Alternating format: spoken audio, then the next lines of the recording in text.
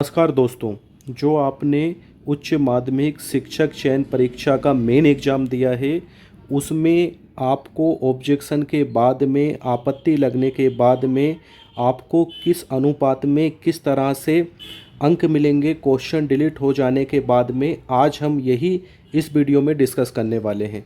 तो बने रहिए अंत तक आप हमारे साथ में, और इस वीडियो को पूरा देखने के बाद में आप समझ जाएंगे, जान पाएंगे कि मेरे यदि 2 क्वेश्चन आपत्ति लगने के बाद में डिलीट हुए हैं या 3 क्वेश्चन आपत्ति लगने के बाद में डिलीट हुए हैं, तो उसकी मार्किंग किस तरीके से होगी। तो दोस्तों ध्यान दीजिएगा आप। देखिए, ये जो है एमपीटेट ग्रेड 1 की गाइडलाइन के मुताबिक ही हम इस चीज़ को सॉल्व कर रहे हैं, समझ रहे हैं। देखना दोस्तों, आप पहला नियम क्या है कि आपत्ति, अभी हमने जैसे इंग्लिश सब्जेक्ट की यदि बात करते हैं तो इंग्लिश सब्जेक्ट में 64 क्वेश्चन पर आपत्ति लगी है, ऑब्जेक्शन लगा है। तो इसका मतलब ये नहीं है कि 64 क्वेश्चन ही डिलीट हो जाएंगे और इतने मार्क्स सभी लोगों के कम हो जाएंगे।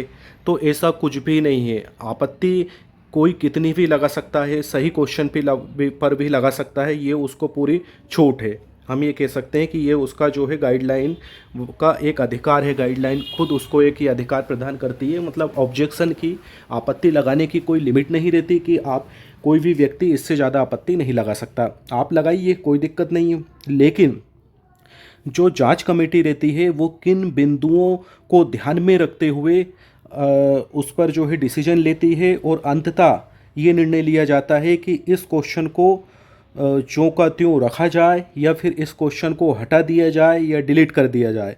तो किन बिंदुओं के आधार पर कमेटी इस निर्णय पर पहुंचती है। तो सबसे पहले हम जो है उन बिंदुओं को, उन पॉइंट्स को डिस्कस करते हैं, समझते हैं दोस्तों। देखिए, यदि प्रश्न पत्र के, हम जो है पहला वाला बात कर रहे हैं, पहला वाला पॉइंट देखते हैं हम, ये वाला। यदि प्रश्न पत्र के किसी प्रश्न के अंग्रेजी व हिंदी अनुवाद में भिन्नता हो, जिस कारण दोनों के भिन्न भिन्न अर्थ निकलते हो। ध्यान देना आप, क्वेश्चन क्या है। बहुत सारे पेपरों में जैसे इंग्लिश में तो ओनली वो इंग्लिश में ही आएगा, ठीक है ना। लेकिन वो अदर लैंग्वेज में वो हिंदी में भी प्रिंट रहता है, इंग्लिश में भी प्रिंट रहता है।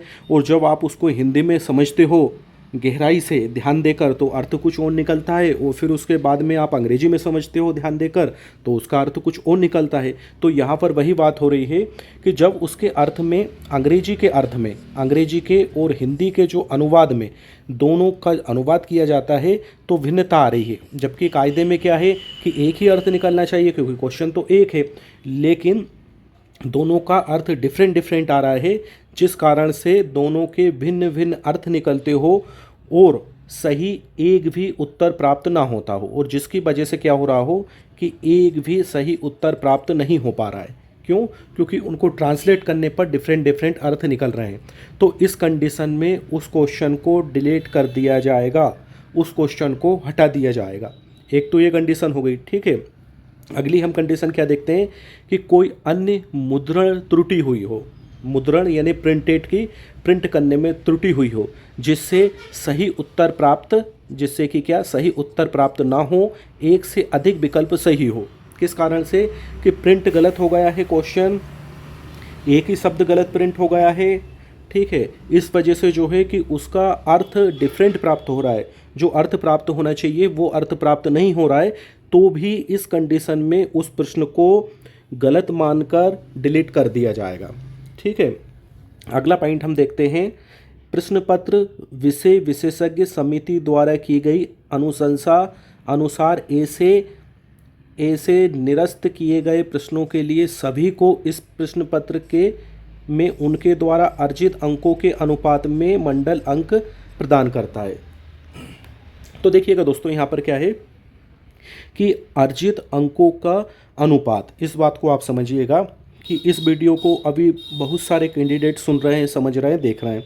इसमें से किसी कैंडिडेट के 50 मार्क्स आए होंगे 100 में से, जो अभी एमपीटेट ग्रेड 1 का पेपर हुआ है।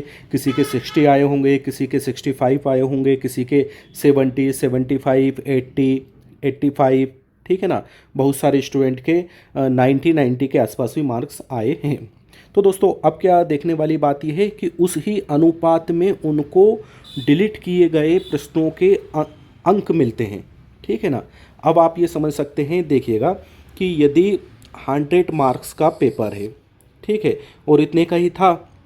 अब जो है कि कोई कैंडिडेट मान लीजिए कि 80 नंबर लाया है, ठीक है ना, 80 नंबर लाया है और उसने अगर एक प्रश्न सही किया है, एक प्रश्न सही किया है और वो प्रश्न जो है किसी ने आपत्ति लगाई थी, उस पर ऑब्जेक्शन लिया था और वो कमेटी द्वारा गलत पाया गया है कि हाँ उसका ऑब्जेक्शन सही है, इसके एक से अधिक अर्थ निकल रहे हैं, ये क्वेश्चन गलत तरीके से पूछा गया है, ठीक है, उसको डिलीट कर दिया गया। तो अब क्या है कि इस कैंडिडेट ने जिसके 80 नंबर आए थे उसको एक नंबर कम नहीं होगा, उसका जो है कि 79 मार्क्स नहीं बचेंगे, बल्कि इस अनुपात में कम होंगे। किस अनुपात में? 80 के अनुपात में ही कम होंगे। इसको और हम डिटेल से जितने ये आपको एग्जाम्पल दिख रहे हैं इसके ज़रिए हम समझने वाले हैं। देखिएगा कि 100 में से जो जितने नंबर लाता है वो उतने ही परसेंटेज के लाते हैं। 100 में से यदि कोई एक नंबर तो लाता नहीं है, लेकिन एग्जाम्पल के लिए हम बात करते हैं, तो 100 में से एक अंक 1% है, 50 अंक 50% है, 60% है, 40 अंक 40% है, ठीक है ना दोस्तों। तो हम यहाँ पर वही चीज़ समझने जा रहे हैं, ध्यान देना आप। उदाहरण नंबर हम पहला देखते हैं और यही जो एग्जाम्पल है पहला वाला, यही जो है हमारा एमपी ग्रेड 1 पर लागू होता है। दूसरा वाला क्यों लागू नहीं होता है? क्योंकि 150 प्रश्नों की बात हो रही है, इसलिए ये लागू नहीं होता, ठीक है। और तीसरा वाला उदाहरण लागू क्यों नहीं होता? क्योंकि यहाँ पे 200 प्रश्नों की बात हो रही है। लेकिन ये गाइडलाइन जो है कि सभी प्रश्नों की है, ना कि 200 नंबर का भी पेपर होता है उसके लिए भी यही गाइडलाइन है, और उसके बाद में 150 अंकों का पेपर होता है व्यापम के द्वारा, पीईबी के द्वारा, उसके लिए भी यही गाइडलाइन है। और 100 अंक का जो अभी आप लोगों ने दिया है एमपी ग्रेड 1 का, उसके लिए भी जो है यही गाइडलाइन है। मतलब जो है कोई सा भी व्यापम पेपर लेता है तो इसी गाइडलाइन के मुताबिक क्वेश्चन जो है बरकरार रहता है या फिर उसको निरस्त किया जाता है, डिलीट किया जाता है, और इसी के अनुपात में इसी के अकॉर्डिंग कैंडिडेट को नंबर दिए जाते हैं। तो दोस्तों यहाँ पर लागू आप पर उदाहरण नंबर 1 हो रहा है, तो इसको हम समझते हैं, ध्यान देना आप। क्या बोल रहा है उदाहरण कि यदि किसी 100 प्रश्नों के प्रश्न पत्र में 2 प्रश्न पत्र निरस्त किए जाते हैं, मतलब जो है 100 नंबर का आपका ये पेपर था, अब इसमें से क्या है कि 2 क्वेश्चन, ओनली कितने 2 क्वेश्चन जो है निरस्त किए गए, ओनली 2 क्वेश्चन। तो आपके शेष कितने बच रहे हैं? आपके शेष बच रहे हैं 98। ध्यान देना आप, ये एग्जाम्पल से आप जो है आपके मार्क्स आसानी से निकाल सकते हैं। 98 आपके अब जो है मार्क्स बच रहा है, इसका सॉरी आपका जो है 98 नंबर का पेपर हो रहा है। पहले कितने का? मतलब पूर्णांक पूरे अंक अगर कोई व्यक्ति पूरे क्वेश्चन अगर सही कर देता तो उसके 100 नंबर मिलते। 100 नंबर के आधार पर उसने पेपर दिया है, लेकिन 2 क्वेश्चन आपत्ति लगने के बाद में गलत साबित हो गए हैं कि हाँ ये आपत्ति सही है और उनको हटा दिया गया। अब कितने बचे हैं? 98 बचे हैं। तो अब पेपर कितने का हो गया? 98 का हो गया। कितने लोगों के लिए हो गया? अगर 6000 लोगों ने पेपर दिया तो 6000 लोगों के लिए हो गया है। अगर 10,000 कैंडिडेट थे तो 10,000 कैंडिडेट के लिए ही जो है कि पूरा पेपर 98 नंबर का हो गया है, ना कि जो है 100 का तो तब था जब आपत्ति नहीं लगी थी, तब था, ठीक है दोस्तों। अब यहाँ पर आप देखना आप कि यदि किसी 100 प्रश्नों के प्रश्न पत्र में दो प्रश्न निरस्त किए जाते हैं आपत्ति लगने के बाद, और मूल्यांकन के बाद जब कमेटी जो है उसका मूल्यांकन करती है, उसको चेक करती है, यदि अभ्यर्थी 98 प्रश्नों में से 90 अंक प्राप्त करता है ना, 98 प्रश्नों में से 90 अंक प्राप्त करता है, तो उसके अंकों, है ना दोस्तों, तो यहाँ पर क्या है, उसके जो अंक हैं उसके अंकों की गणना निम्न अनुसार होती है। कैसे होती है? ध्यान देना आप। उसको जो है उसने अंक कितने मिले? 90 मिले, ठीक है ना। उसके बाद में पहले पेपर कितने का था? 100 का था, ठीक है। और उसके बाद में 2 क्वेश्चन उसमें से हट गए, डिलीट किए गए हैं आपत्ति लगने के बाद में, उनकी आपत्ति सही पाई गई थी, तो फिर क्वेश्चन कितने बचे? 98 बचे, ठीक है ना। तो अब जो है ये प्रोसेस, कहने का मतलब ये है कि इसमें जो है 90 मल्टीप्लाई 100, फिर उसको हम डिवाइड करेंगे 98 से, तो निकल कर के आएगा 91.83, है ना। क्या निकल कर आएगा? 91.83। तो उसके कैंडिडेट के नंबर कितने बढ़ गए हैं? पॉइंट में 1 एक नंबर बढ़ गया है, 90 से 91 हो गए हैं, प्लस सॉरी 0.83, उसके बाद में जो है ये 83, तो कितने नंबर बढ़ गए टोटल? 1.83। अब यहाँ पर हम ये नहीं कह सकते हैं कि दो दो क्वेश्चन डिलीट हुए थे, दो क्वेश्चन डिलीट हुए थे तो उसके जो है 90 से जो है 92 अंक हो गए, नहीं हुए भाई। ओनली उसी अनुपात में जिस अनुपात में उसको जो है अंक मिले थे, उसी अनुपात में उसके बड़े हैं। कितने बड़े हैं? ये बड़े हैं, ध्यान देना आप। ये इसमें उदाहरण में जो आपने देखा है ओनली यही बड़े हैं। कितने? ये 91.83, एक अंक और 0.83 अंक बड़ा है। तो दोस्तों इसको मैं आपको और भी अच्छे तरीके से बताता हूँ। आपको क्या करना है, जैसे कि आपको आकलन हो जाएगा कि हाँ, इस आंसर की देखने के बाद में, अभी आपने आंसर की देखी होगी, तो उसमें आपको जजमेंट होगा कि हाँ, इस क्वेश्चन पेपर में 100 अंक का जो पेपर आप देकर आए हो उसमें से 3 क्वेश्चन तो डिलीट होंगे। तो आप क्या करोगे? आपके जैसे 78 मार्क्स आए हैं एग्जाम्पल के लिए, तो आप क्या लिखना? 78 लिखना, ठीक है। फिर कुछ भी मत करना, इसके आगे 2 जीरो लगा देना। एक सरल विधि बता रहा हूँ मैं आपको निकालने की, ठीक है ना। अब जो है आप कितने मान रहे हैं? 3 क्वेश्चन डिलीट मान रहे हैं कि हाँ 3 क्वेश्चन तो डिलीट होंगे, इतना तो पक्का है। तो फिर आप क्या है, 100 का पेपर था, 3 क्वेश्चन डिलीट हो गए तो 97 बचे। बस कुछ मत करना, आपके मोबाइल में कैलकुलेटर निकालना और उसके बाद में ये जो है 7,800, ठीक है, इसमें भाग दे देना, इसको डिवाइड कर देना, ये 7,800 को 97 से, और जो अंक निकल कर आएंगे वही आपके जो है नंबर रहेंगे, वही आपके अंक रहेंगे। आपके मतलब जो है इतने ही अंक बढ़ जाएंगे, अगर कम आएंगे तो इतने ही अंक घट जाएंगे। ठीक है दोस्तों, एक बार और समझते हैं हम इसको अच्छे से, क्योंकि बहुत से स्टूडेंट को अभी भी कन्फ्यूजन होगा। मान लो किसी स्टूडेंट के एग्जाम्पल के लिए 74 मार्क्स आए हैं, ठीक है। अब कुछ मत करना, वो स्टूडेंट क्या करेगा, 74 उसके मार्क्स आए हैं और उसको ऐसे लग रहा है कि हाँ, मेरा जो क्वेश्चन पेपर था उसमें से कम जो है 4 क्वेश्चन तो डिलीट हो सकते हैं। क्यों? क्योंकि जो गाइडलाइन है, जो क्राइटेरिया है, उसके मुताबिक वो फिट नहीं बैठ रहे हैं। तो वो क्या करेगा, ये उसके जो अंक उसको जो मिले हैं उसमें डबल जीरो लगा लेगा। डबल जीरो का मतलब ये है कि इस 100 से मल्टीप्लाई किया जा रहा है, ये वाला एग्जाम्पल लागू हो रहा है यहाँ पर, ठीक है। फिर उसके बाद में कितने क्वेश्चन मान रहा है वो कि 4 क्वेश्चन, तो 100 में से 4 गए तो कितने बचे? 96 बचे, ठीक है। अब 96 7, ये 7,400 को 400 में जो है 96 का वो भाग देगा, डिवाइड करेगा, तो उसके बाद में जो निकल कर आएगा, ठीक है ना, वही उसके अंक रहेंगे। मुझे उम्मीद है दोस्तों आपको ये बहुत ही अच्छे तरीके से समझ में आ गया होगा। तो दोस्तों अगर आप ये सोचकर खुश होते हैं कि अरे ये तो बहुत अच्छी बात है, मेरे तो पहले जो है कि 74 मार्क्स थे, लेकिन इस प्रोसेस के बाद में इस तरह से अगर 3 क्वेश्चन डिलीट हो रहे हैं, 4 क्वेश्चन डिलीट हो रहे हैं, तो इसके बाद तो मेरे तो 76 पॉइंट कुछ नंबर हो रहे हैं, या 75 पॉइंट कुछ नंबर और बढ़ रहे हैं।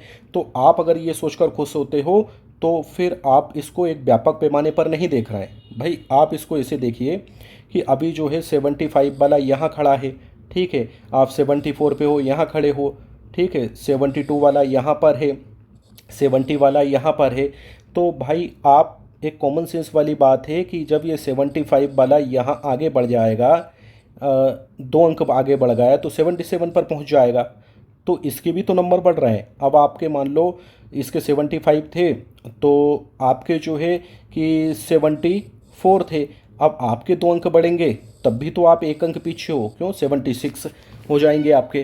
तो अब ये जो है 73 वाला खुश हो रहा है, 73 वाला कि मेरे 74 हो रहा है, तो भाई 74 वाले के भी तो 76 हो रहा है, 76 वाले के भी तो 77 हो रहा है। तो कहने वाली बात ये है कि इसमें देखा जाए तो अगर एक व्यक्ति 1 कदम आगे बढ़ रहा है तो उससे आगे वाला भी तो 1 कदम आगे बढ़ रहा है, फिर उससे आगे वाला भी तो 1 कदम आगे बढ़ रहा है। कोई अकेला वो ही थोड़ी बढ़ रहा है, कोई अकेले उसके ही नंबर थोड़ी बढ़ रहे हैं।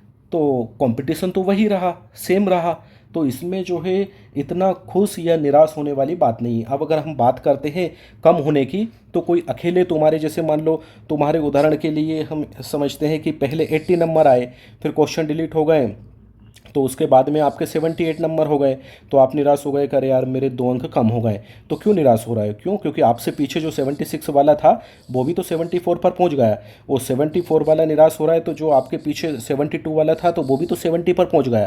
तो कहने का मतलब ये है कि एक हिसाब से देखा जाए तो इतना कोई विशेष अंतर देखने को नहीं मिलता है। अब मेन मुद्दे की बात क्या आती है कि ऐसे बहुत कम संयोग लगते हैं कि पेपर जो है चुनाव के समय पर हो, इलेक्शन के समय पर जो है, इलेक्शन के समय पर एग्ज़ाम रहे। तो ये जो है बहुत ही कम संयोग देखने को मिलता है, और ये जो है मौके पर चौके मारने का समय होता है। इस बात की गहराई में जाना आप कि कभी आपने पहले कल्पना भी की थी कि एमपी टेट ग्रेड 1 जो है एमपीपीएससी की तर्ज पर पहले जो है प्रीम्स एग्ज़ाम होगा, प्रीम्स होगा, फिर उसके बाद में जो है कि मेन एग्ज़ाम होने लगेगा। आपने कभी नहीं सोचा, लेकिन ऐसा होने लगा है, इस बार से होने लगा है, ठीक है ना। फिर आपने जो है दोस्तों कभी सोचा था कि पूरा जो है आपका जो सिलेबस है वो जो है कि चेंज हो जाएगा, लेकिन सिलेबस चेंज हो गया, ठीक है ना। आपने कल्पना भी नहीं की थी, लेकिन वो हो गया। अब जो है आपने कल्पना भी नहीं करी होगी कि एमपीटेट ग्रेड 1 में आने वाले टाइम पर इंटरव्यू हो सकता है, लेकिन आगे चलकर हो सकता है, कोई बड़ी बात नहीं है। क्यों? क्योंकि आपने जो सोचा था, आपने सोचा ही नहीं, वो हो चुका है। तो दोस्तों, यदि एमपी टेट ग्रेड 1 में किसी एक सब्जेक्ट वाले की हम बात नहीं कर रहे हैं, सभी भाइयों की बात कर रहे हैं, और ये एकदम सुनहरा मौका है, यही समय है, सही समय है।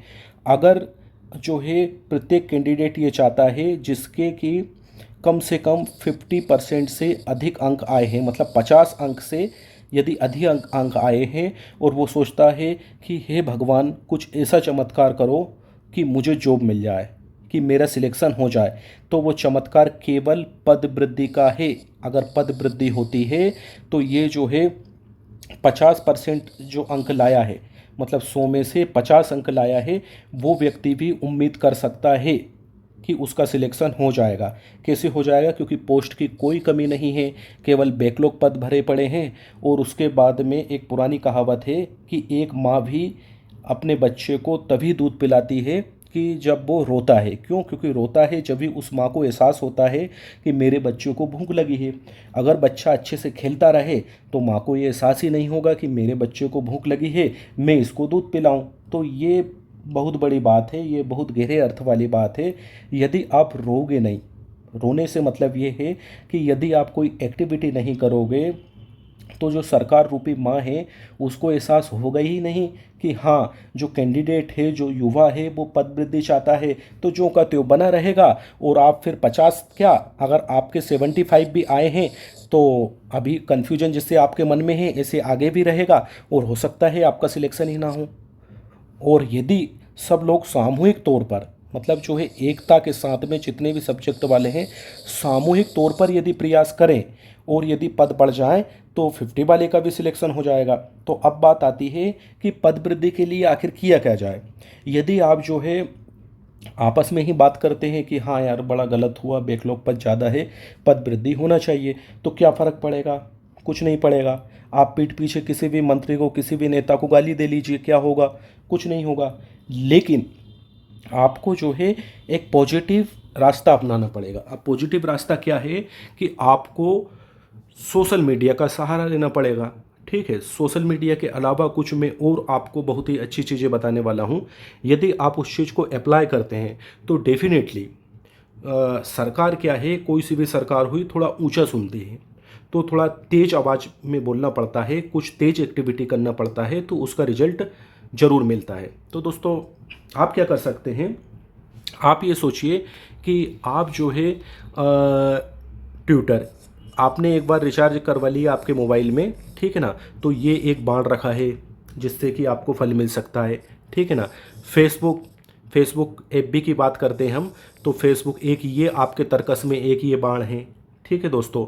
तो आपका ट्विटर हो गया, फेसबुक हो गया, और उसके बाद में व्हाट्सएप पर ग्रुप, ठीक है ना। व्हाट्सएप पर ग्रुप हो गया। व्हाट्सएप पर ग्रुप के बाद में यदि हम बात करें दोस्तों, तो व्हाट्सअप अभी अब आप सोचते हैं कि इसमें हम क्या करेंगे, तो इसमें आप हैशटैग चला सकते हैं। अब जो है ट्विटर पर आप जो है सभी जो कैबिनेट के, मध्य प्रदेश कैबिनेट के मंत्रिमंडल के जितने भी माननीय मंत्री जी हैं, उनका उनका सबका ट्विटर अकाउंट हैंडल है, उनको टैग कीजिए पद वृद्धि के लिए। ठीक है ना। कि उदाहरण के लिए जैसे मान लो मामा जी को ही आप करते हैं, हमारे मुख्यमंत्री जी को ही, तो उसमें आप बाकायदा एक संदेश बनाइए कि आदरणीय मामा जी, आपके इन युवा प्यारे भांजे भांजियों पर कृपा दृष्टि करिए। अभी जो एमपी टेट ग्रेड 1 का एग्ज़ाम हुआ है, मुख्य परीक्षा जो हुई है, उसमें आधे से ज़्यादा बैकलॉग पद भरे रखे हैं, और हम जो पात्र व्यक्ति हैं, जो हम एग्ज़ाम निकल चुके हैं, अच्छे नंबर के साथ में क्लियर कर चुके हैं, उसके बाद भी असमंजस की स्थिति बनी हुई है। तो आदरणीय बेरोजगारी के दंश को ख़त्म करते हुए कृपा कर आप जो है पद वृद्धि करिए। ठीक है ना। तो इस तरह से अच्छा सा मैटर तैयार करना आप, ताकि जो है आपके इन गरीब, शिक्षित, बेरोजगार भांजे भांजियों को भी एक सुनहरा अवसर मिल सके। और हम आपके साथ में पहले भी तन मन धन से थे और आगे भी तन मन धन से रहेंगे। तो समझदार के लिए इशारा ही काफ़ी है। कहने का मतलब ये है कि हम आपसे हटकर नहीं हैं, हम आपके साथ हैं, लेकिन आप हमें आपके साथ ही रखिए।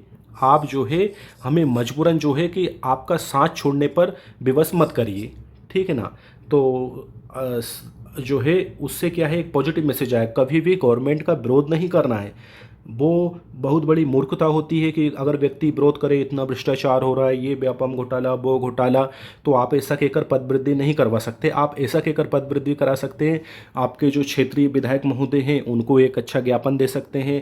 पहले व्हाट्सएप पर ग्रुप बना सकते हैं। ग्रुप में जो है कि जितने भी कैंडिडेट है, क्वालिफाइंग कैंडिडेट है, जो कि इस एग्ज़ाम को अच्छे से क्वालिफाई कर चुके हैं, वो क्या करेंगे कि एक अच्छा सा ग्रुप बना लेंगे, उसमें सब जुड़ जाएंगे। फिर एक दिन और एक दिनांक तय कर लेंगे, जब जो है एक डेट तय कर लेंगे कि हाँ इस तारीख को इस टाइम पर हमको जो है माननीय विधायक महोदय को ज्ञापन देना है। तो उस ज्ञापन में अपनी वेदनाएं लिख सकते हैं। वो ज्ञापन जो है फॉरवर्ड करके ऊपर जाएगा, तो उससे एक पॉजिटिव वो निकलेगा। ठीक है ना। तो एक ये प्रोसेस कर सकते हैं। आगे चलते हैं तो और क्या कर सकते हैं कि मीडिया की हम बात करें तो ये संविधान का चौथा पिलर होता है। तो भाई जितने भी पेपर हैं उनमें आप जो है कि सभी लोग व्हाट्सएप ग्रुप के जरिए एक जिम्मेदार व्यक्ति को जो है कि एक फंड इकट्ठा करिए आप। ठीक है ना। क्योंकि जब अर्थ के बिना अनर्थ है सब कुछ, तो उस फंड को आप इकट्ठा करिए। फिर उसके बाद में पेपरों में न्यूज़ लगवाइए कि हाँ चुनावी साल में जो है इन सरकार को इन बेरोजगार शिक्षित युवाओं का दर्द समझना चाहिए और उसके बाद में पद वृद्धि पर ध्यान देना चाहिए। क्योंकि पद की कोई कमी नहीं है और ना ही शिक्षित और एग्ज़ाम निकल चुके युवाओं की कमी है। तो केवल कमी किस बात की है, गवर्नमेंट की ओर से कमी है पद बढ़ाने की। यदि पद वृद्धि हो जाती है तो इनका भी ये भी उम्मीद कर सकते हैं, इनका भी परिवार पल सकता है, भले ही ये 50% मार्क ला के ओनली क्वालिफाई हुए हैं। ठीक है दोस्तों। तो इस तरह से नई नई एक्टिविटी करना है। अदर एक्टिविटी क्या कर सकते हैं हम, जो है पीवी के सामने एक निश्चित डेट पर ज्ञापन दे सकते हैं, जो कि दे चुके हैं, लेकिन एक बड़ी संख्या में दे सकते हैं। यदि आप एक व्यक्ति हो और आपने एग्ज़ाम दिया है, लेकिन आपके 5 फ्रेंड हैं जिन्होंने एग्ज़ाम नहीं दिया है, तो आप उनको भी साथ ले जा सकते हैं, जिससे कि भीड़ बढ़ेगी और भीड़ से जो है कि एक असर पड़ता है। तो इस तरह से बहुत सी बातें रहती हैं। और आप जो है कि सोशल मीडिया पर और सर्च कर सकते हैं कि इफ़ेक्टिव आंदोलन, इफ़ेक्टिव टेक कैसे चलाया जाए, किस तरह से हमारी बात समय रहते पहुँचाई जाए, क्योंकि समय कम है। आचार संहिता जो है लगने के बाद में कुछ नहीं होने वाला है। तो दोस्तों अभी समय है, यदि अभी प्रयास कर लिया गया और पद बढ़ गए तो निश्चित ही जो है कि सब लोग सेफ जोन में हैं, सब लोग सेफ जोन में हैं जो कि 50 मार्क्स लाए हैं। और यदि जो है पद वृद्धि नहीं होती है तो खतरे में 75 मार्क्स वाले भी हैं। ये एक कड़वा सच है। तो पूरी ताकत झोंक दीजिए पद वृद्धि के लिए और एक कंबाइन ग्रुप बनाइए। उसमें सब्जेक्ट कोई मैटर ही नहीं कि यदि एमपी टेट ग्रेड 1 का जो है पेपर दिया है, तो भाई तू मेरा भाई है और हमको मिलकर साथ लड़ना है। तो दोस्तों यहाँ पर मैं ओनली आपको सुझाव ही दे सकता हूँ, रास्ता बता सकता हूँ, उस रास्ते पर चलने का काम आपका है। मुझे उम्मीद है दोस्तों आपको मेरा ये प्रयास बहुत ही उम्दा लगा होगा, बहुत ही अच्छा लगा होगा, बहुत ही सार्थक लगा होगा और आप इसी तरह मुझे आपकी सेवा का मौका देते रहोगे। इसलिए प्लीज़ यदि अभी तक आपने इस चैनल को सब्सक्राइब नहीं करा है तो चैनल को सब्सक्राइब करके बेल आइकन को प्रेस कर लें, ताकि इसी तरह के सुझाव और महत्वपूर्ण जानकारियाँ, एग्जाम से रिलेटेड अपडेट आपको समय समय पर मिलते रहें। आज के लिए दोस्तों फिलहाल इतना ही, मिलते हैं किसी अगले वीडियो में। तब तक के लिए जय हिंद, वंदे मातरम, भारत माता की